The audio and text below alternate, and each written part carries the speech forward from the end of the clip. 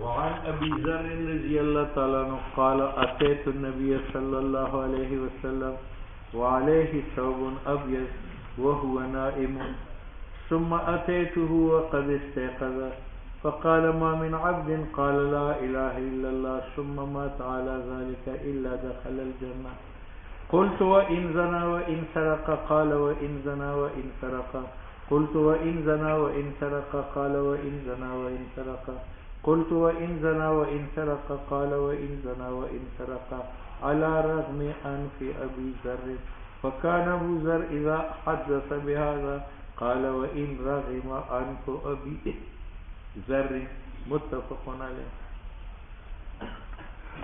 ابو ذر غفاری رضی اللہ تعالیٰ عنہ فرماتے ہیں کہ میں رسول اللہ صلی اللہ علیہ وسلم کی خدمت میں حاضر ہوا. پہنچنے کے بعد پتہ چلا کہ آپ سو رہے ہیں اور سفید چادر اپنی پر بچھا چکے. میں نے مناسب نہ سمجھا کہ آپ کو جگاؤں، آداب کے خلاف سمجھا تو میں واپس چلا گیا. کچھ دیر کے بعد پھر آیا تو رسول اللہ صلی اللہ علیہ وسلم اٹھ چکے تھے.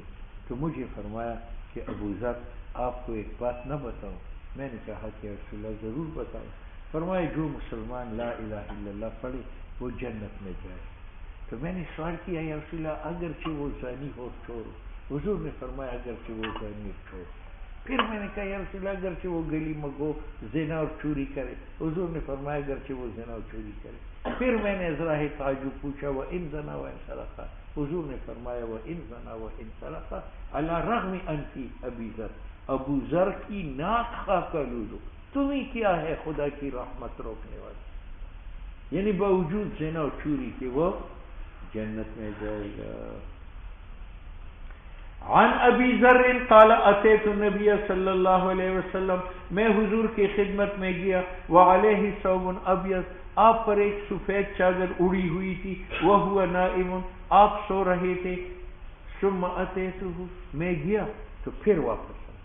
یہ آداب میں سے ہے کہ سویا ہوا آدمی ہو اور نماز قضا ہونے کا خطرہ نہ ہو، وہاں شور مت کرو، اس کو مت جگاؤ. ٹھیک ہے. آج کل مجھے 11:30 بجے فون کوئٹے سے آتا ہے، سب اسباق کب شروع ہوں گے؟ رات کو 12 بجے فون آیا، میں سو رہا تھا. ثم اتیتہ، ثم سے معلوم ہوتا ہے کہ میں چلا گیا اور کچھ دیر کے بعد پھر حضور کی خدمت میں آیا. وقد استيقظ، آپ بیدار ہو چکے تھے. فقال، حضور نے فرمایا ما من عبد، نہیں ہے کوئی بندہ، قال لا الہ الا اللہ، جس نے لا الہ الا اللہ محمد رسول اللہ پڑھا اور پھر مرا علی ذالک، اسی عقیدے توحید پر، الا دخل الجنہ، مگر وہ جنت میں جائے گا. ابو ذر رضی اللہ تعالیٰ عنہ فرماتے ہیں کہ قلت، میں نے پوچھا وَإِن زَنَا وَإِن سَرَقَ، یا رسول اللہ اگرچہ کلمہ پڑھنے کے بعد اس نے زنا کیا ہو اور چوری کی ہو پھر بھی جنت جائے گا؟ حضور نے فرمایا وَإِن زَنَا وَإِن سَرَقَ، اگرچہ اس نے زنا اور چوری کی ہو. میں نے پھر ازراہ تعجب کہا وَإِن زَنَا وَإِن سَرَقَ قال وَإِن زَنَا وَإِن سَرَقَ قلت، میں نے پھر کہا وَإِن زَنَا وَإِن سَرَقَ قال وَإِن زَنَا وَإِن سَرَقَ، اگرچہ کلمہ گو زنا کار اور چوری کرنے والا ہو.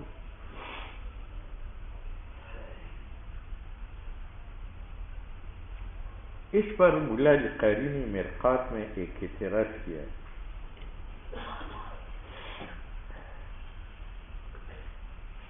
اعتراض یہ ہے کہ زنا اور سرقہ گناہ ہے یا نہیں.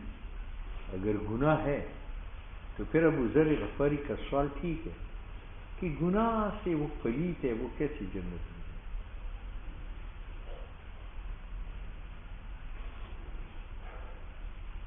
اور اگر گناہ نہیں ہے تو ابو ذر غفاری نے یہ سوال کیوں کیا؟ اور ہے بھی واقعہ کے خلاف کہ یہ گناہ نہیں ہے، یہ تو گناہ ہے.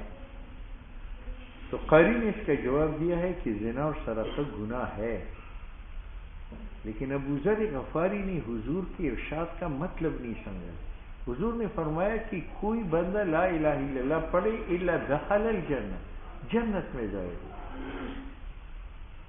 اس سے مراد یا دخولی ثانوی ہے، یعنی زنا اور سرقی کی وجہ سے جہنم میں تو جائے گا لیکن بالآخر ایک وقت ایسا آئے گا کہ وہ جنت میں جائے گا. تو حضور کا مراد دخول ثانوی ہے, اور ابو ذر غفاری نے دخول اولی سمجھا تھا, اس لیے اس نے تعجب کیا کہ زنا کی ہوتی ہوئی اور سرقہ کی ہوتی ہوئی کیسے جنت میں جائے گا.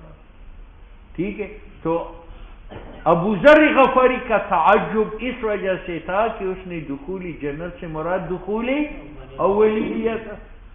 ٹھیک ہے, اور حضور نے جو جواب میں فرمایا کہ باوجود زنا کے اور سرقہ کے جو ہے وہ جنت میں جائے گا, وہ کون سا دخول ہے؟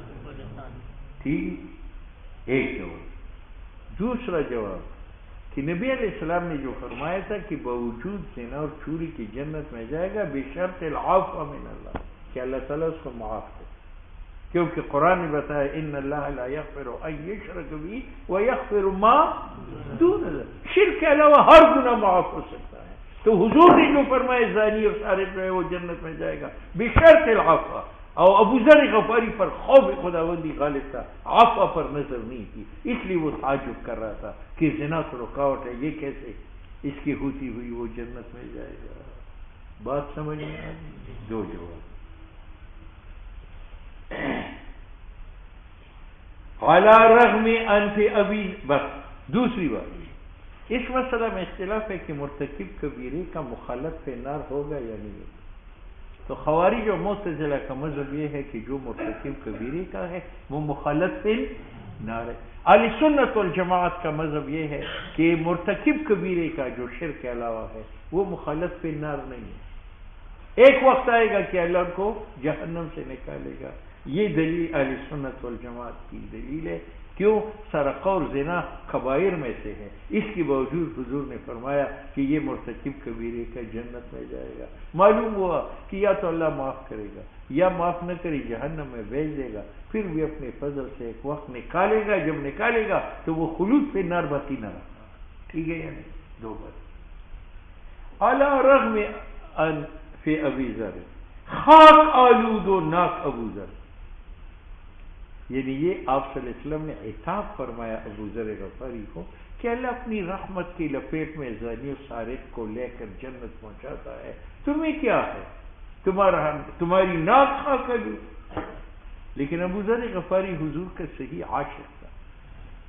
ٹھیک ہے, اور معشوق اگر عاشق کو گالی بھی دے دے تو وہ فخر محسوس کر رہا ہے. اس لیے ابو ذر غفاری بعد میں جب یہ حدیث بیان کرتے تھے تو حضور کا یہ عتاب والا کلمہ بھی نقل کرتے تھے, علی رغم انف ابی ذر. وکان ابو ذر اذا حدث بهذا, ابو ذر غفاری جب اس حدیث کو بیان کرتے تھے نو قال فرماتے تھے وان رغم انف ابی ذر, اگرچہ خاک آلود و ناک ابو ذر کی. بات سمجھ میں آ گئی. وعن عبادۃ بن صامت, آج شروع ہے پھر بگائے میں انشاءاللہ. تکمیل کی طالب علم تو نہیں آئے.